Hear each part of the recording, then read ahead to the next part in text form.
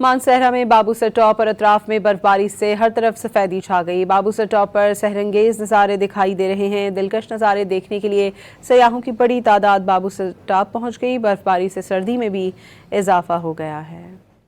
मानसहरा में बाबूसर टॉप और अतराफ में बर्फबारी से हर तरफ सफेदी छा गई। बाबूसर टॉप पर सहरंगेज नज़ारे दिखाई दे रहे हैं। दिलकश नज़ारे देखने के लिए सयाहों की बड़ी तादाद बाबूसर टॉप पहुंच गई। बर्फबारी से सर्दी में भी इजाफा हो गया है।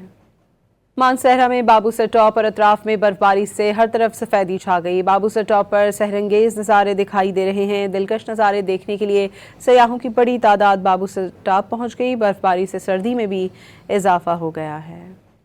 मानसहरा में बाबूसर टॉप और अतराफ में बर्फबारी से हर तरफ सफेदी छा गई। बाबूसर टॉप पर सहरंगेज नज़ारे दिखाई दे रहे हैं। दिलकश नज़ारे देखने के लिए सयाहों की बड़ी तादाद बाबूसर टॉप पहुंच गई। बर्फबारी से सर्दी में भी इजाफा हो गया है।